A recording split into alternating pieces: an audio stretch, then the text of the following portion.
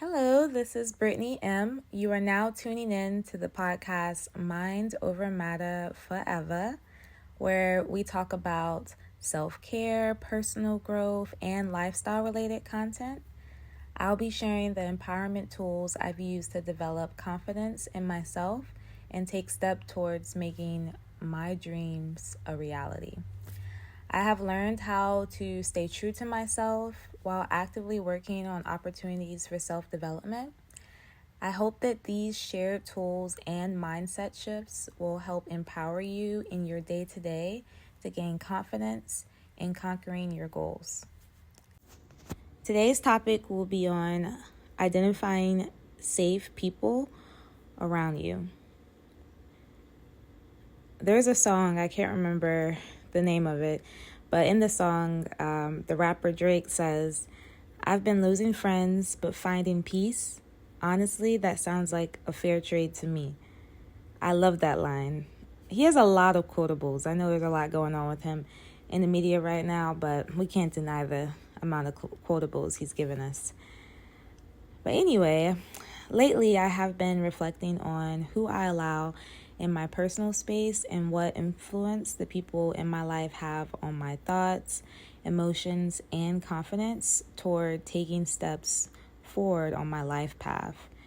And sometimes we can keep people around us based on how long we've known them, their proximity to us due to like a school or a hobby, and familiarity with them due to like race, gender, etc. But we don't check in with ourselves to see where we have grown, whether those people around us are demonstrating comfort, care, and support to our growth, or where they may be detrimentally holding on to the old you. So I read a book called Safe People, How to Find Relationships That Are Good for You and Avoid Those That Aren't, written by Dr. Henry Cloud and Dr. John Townsend. I highly recommend reading this if you need help discerning the safe people in your life. This book really inspired me to help shift my mindset around who I allow in my personal space and who I distance from. I'll highlight some of the book's most important points and share my quick questionnaire, which you can use to help yourself identify whether someone is safe.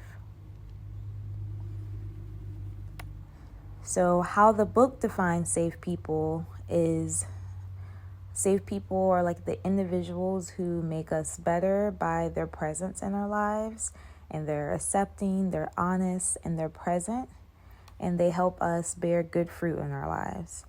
And the book gives several safe people traits to look for. I'll tell you 4 of them. Number 1, making sure that person is confrontable. So they say like confrontation helps us learn about ourselves and change destructive patterns. So really looking for, can they own when they are wrong? Another one was admitting their weaknesses. Another one was being humble. And the 4th one would be proving their trustworthiness over time. So how the book defines unsafe people, they say, while there are many kinds of unsafe people, many fall under 3 categories. So that's the abandoners, the people who can start a relationship but can't finish it, the critics, the people who take a parental role with everything they know or with everyone they know. They are judgmental, they speak the truth without love, and have no room for grace or forgiveness. They are more concerned with confronting errors than with making connections. And finally, the irresponsible. So those are the people who don't take care of themselves or others. The book does highlight several different unsafe people traits, but the top 4 that I heavily identified with were number 1, being defensive instead of open to feedback. So when we need to confront them, we'll be stuck with all the hurt they're natural imperfections cause in the relationship. So someone who does not own his need to change does not change, and hurt will likely continue. It will be a cycle. Another one was only apologize instead of changing their behavior. They said, sorry is as sorry does. And I love that quote. I have it highlighted in the book. Another one, demand trust instead of earning it. This one's huge to me to look out for. It's something I admittedly have to make sure I'm on my P's and Q's with, because sometimes you're thinking, oh, if somebody's wanting to trust, they must be trustworthy. Like, no, somebody that's truly trustworthy is willing to be patient with you while you're getting to know each other, and know that over time trust will be built. And the last one, blame others instead of taking responsibility. So this is one I have to check myself and make sure that I'm doing. So when something goes wrong, I'm not quick to say, well, this, and this person, or if I am going to identify what those other people are doing, I need to also make sure that I acknowledge how I contribute to the situation too. So that definitely helps. And I just think all of these are good ways to evaluate how safe you're showing up in other people's lives as well. And there was a quote by Cassandra Mack where she says, when someone shows you their true colors, don't try to repaint them. And really, the author of this book, or the authors, they state that reading this book will help you look outside of yourself as you learn to stand back and critically evaluate the people in whom you are investing.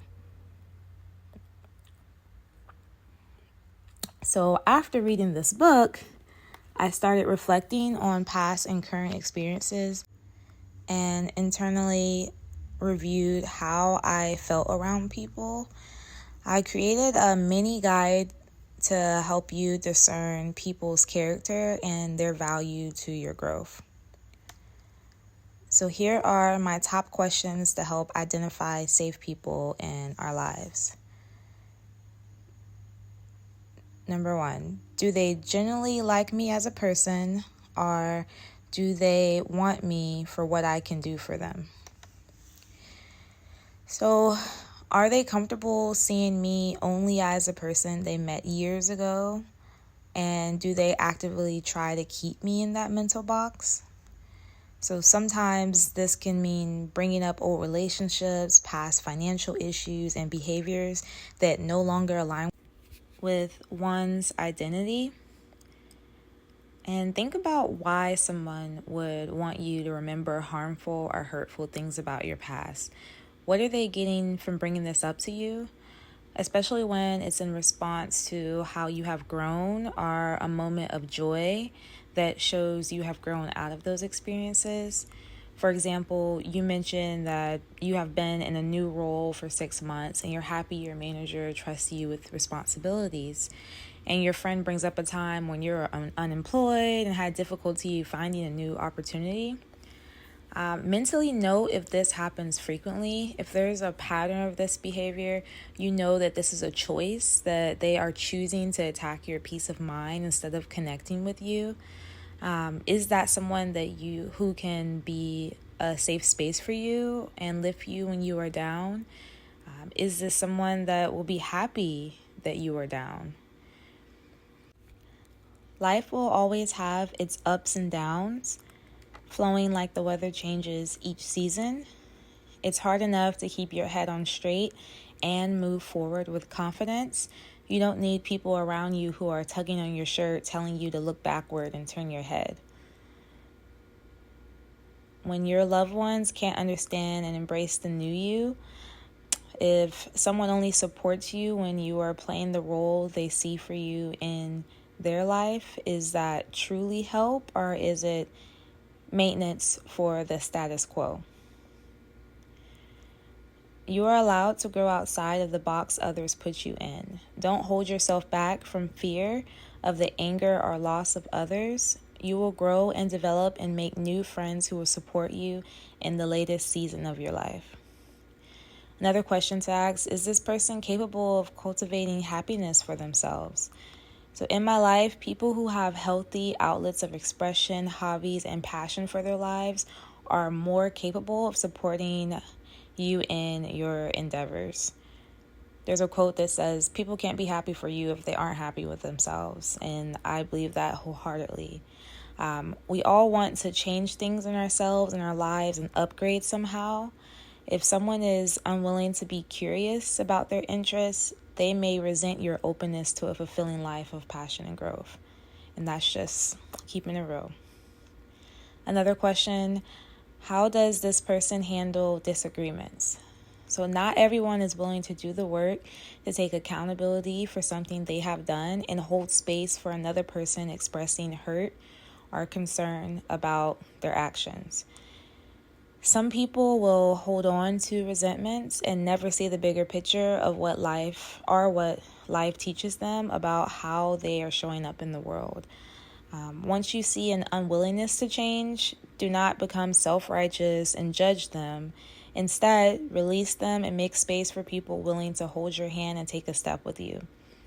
The people who will stubbornly stand still and bat your hand away are not safe for your emotional well-being. Another big question that I've had to ask myself a lot lately, when I'm in this person's presence, how do I feel? When I leave this person, do I feel encouraged, uplifted, and happy that I made time for them? Or do I feel discouraged, mad that I carved time out of my day, and anxious about life? Acknowledging your feelings is a big part of identifying who is safe for you. Sometimes you need to call out your immediate feelings to yourself before you can start rationalizing and dismissing them. Our intuition is a powerful resource we can use at our discretion. After reading those questions, memories may show you where someone in your life was not fit to be deemed safe and you allowed them in. Don't beat yourself up over this. We are human. We can't expect to know if we don't have the skill set or learn how to identify unsafe people. As I typed this blog post, I am currently dealing with emotions from removing someone in my life due to them displaying several unsafe behaviors that prove that they weren't safe for me emotionally. I treat these experiences as lessons learned and will apply them when I jump into the next merry-go-round adventure of connecting with people. We can't let the fact that past experiences have hurt us or that there are unsafe people in this world scare us from putting ourselves out there emotionally. In the Safe People book, the author said, the real problem is that we are untrained in discerning people's characters. So really giving ourselves time to read the patterns, behaviors, and actions of people around us will help us feel confident and capable in determining who is meant for us on our journey and who isn't. The questions above will help train you to look for safe qualities in potential partners, friends, family members, even in business practices as well. Down below, I will have in the caption a link to, for this book, Safe People. I have that to the site bookshop.org. I do affiliate with them, so that's where your purchases do support local independent bookstores. If you click through and purchase, I will earn a commission. I highly recommend using bookshop.org. It's a much better avenue than paying on Amazon or other sites because those funds go directly to different bookstores in your area, and you actually can select if there's a favorite bookstore in your area that you like, mom and pop, locally owned. You can select that bookstore if they're affiliated with bookshop.org, and you can make sure that your funds go directly to them. So it's definitely something to check out. Anytime I bring up a book that I enjoyed reading and wanting to share some points or even book reviews, I'll also make sure to just put that link in the caption so you guys can hopefully utilize the bookshop.org account. If you have enjoyed listening to this episode, join the rest of the Growth Inspired Tribe and subscribe to my newsletter. By doing this, you'll get notified on each new episode, access to my latest blog post, and extra goodies such as motivating screensavers, checklists, and much more. I can tell you right now, I will not be sending out notifications daily, so don't worry. Let's embrace this journey called life together and grow into the fantastic human beings we were always destined to be.